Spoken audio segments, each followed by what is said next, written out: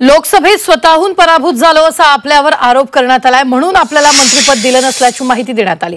असा मोठा गौप्यस्फोट सुधीर मुनगंटीवार यांनी केला। झी 24 तासच्या टू द पॉइंट कार्यक्रमात मुनगंटीवारांनी हा गौप्यस्फोट केला। तसंच स्वतःहून कोण पराभूत होणार असा सवाल देखील त्यांनी उपस्थित केला।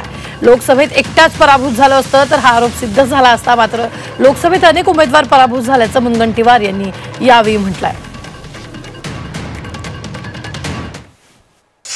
पण मग भाऊ एवढी सगळे काम केले, एवढे सगळे निर्णय घेतले, मग का तुम्हाला वाटतं की मंत्रिपद दिलं गेलं नसेल? याचं उत्तर मी कसं देणार? बघायला नाही, तुमचं काहीतरी रिडिंग असेल? नाही, माझं रिडिंग, मागा जी काही माहिती देण्यात आली की लोकसभेत मी स्वतःहून पराभूत झालो असा माझ्यावर आरोप आहे।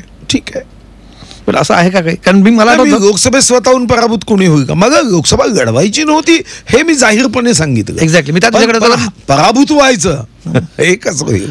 भाऊ मला आठवतं ज्या दिवशी तुमचं तिकीट डिक्लेअर झालं त्या दिवशी तुमच्यासोबत आपण एक छोटासा फोनवरती मुलाखत केली होती। तेव्हा तुम्ही मला म्हटलं होतं की इच्छा तर मला महाराष्ट्रात काम करायचं आहे, पण पक्षाने ठरवलंय म्हणून मी ही निवडणूक, पण मग तुम्ही अनिच्छेने ती निवडणूक लढवत होतात म्हणून असा कदाचित तुमच्यावरती ठपका बसला असेल। एकटाच पडलो असतो तर हा आरोप सिद्ध झाला असता। महाराष्ट्रामध्ये लोकसभेच्या निवडणुकीमध्ये अनेक ठिकाणी उमेदवार पराभूत झाले तेव्हा वातावरण असतं, असं होतं। संविधानाच्या संदर्भामध्ये, आरक्षणाच्या संदर्भामध्ये जे नरेटिव्ह सेट केलं गेलं त्यामध्ये आम्ही पराभूत झालो। दरम्यान मुनगंटीवारांच्या गौप्यस्फोटावर राजकीय नेत्यांनी सुद्धा प्रतिक्रिया दिल्या, पाहूयात।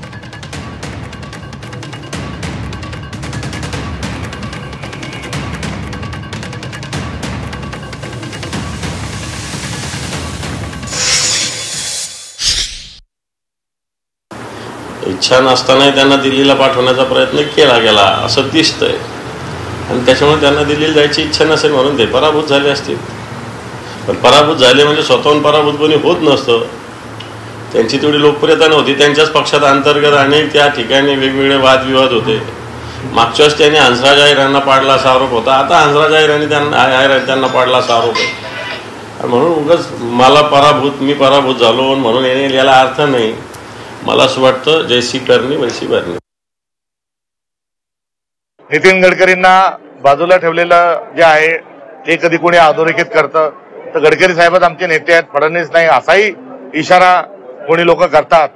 तर आता या ठिकाणी सुधीर भाऊंनी जे मनातली जी खदखद जी आहे, त्यांना अनेक दिवसांपासून जी होणारी मळमळ आहे ती आता त्यांनी व्यक्त केलेली आहे, आणि भाजपची एकंदरीत जी परिस्थिती आहे की सगळं अलबेल नसून हे वरून सगळा केलेला मुलाम आहे हे या निमित्ताने स्पष्ट होतं।